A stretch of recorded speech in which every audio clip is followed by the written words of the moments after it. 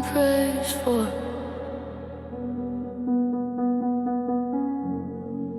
Not because they are beyond grace, but because they are beyond notice. Too quiet, too complicated, too out of reach for anyone to remember how to intercede. But I have felt their presence in the spirit, like echoes pressed into the walls, like breath held for too long, like the weight of grief with no name to attach it to. Some people bleed and no one sees it. Some people break and no one asks why. Some people vanish while still breathing, and no one names it as lost. So I lay my hands on what cannot speak,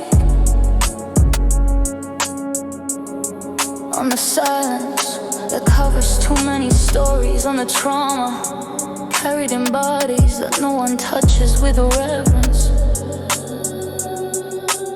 This is not about pity, it is about recognition. Sacred is not always loud, holy is not always healed. There is intercession that moves without words, without oil, without approval. It moves because someone was willing to listen to what most people ignore. I lay my hands on the ones who never made it out, the ones who died before anyone knew they were missing, the ones who prayed and got silence but stayed anyway, the ones who believed and were told they were mistaken.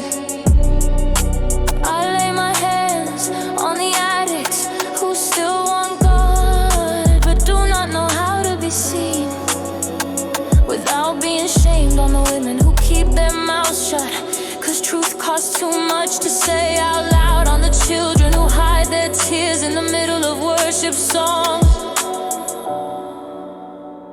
I do not need to know their names to pray for them.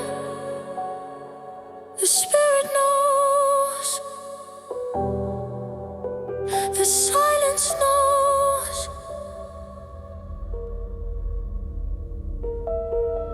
I lay my hands on the silence, and I do not demand an answer. I do not ask it to break open, I ask it to receive, because some things are too holy to be forced into sound. Some burdens are too heavy to be spoken aloud without cracking, but they can be carried in prayer. Not performance prayer, not stage prayer, not polished declarations.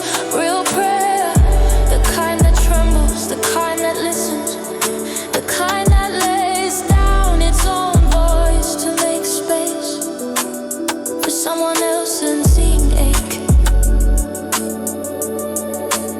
This is where I serve, not in front of crowds, but in the quiet, not in the blaze, but in the aftermath, where people forget that God still lingers. I lay my hands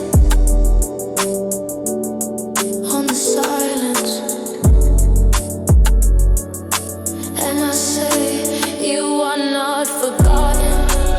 I do not need to fix you, I will not expose you, but I will hold this ground until heaven sends rain, or light, or breath, or whatever mercy looks like today.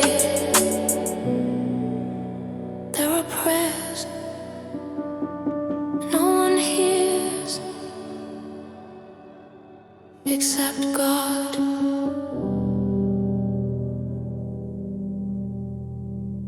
But sometimes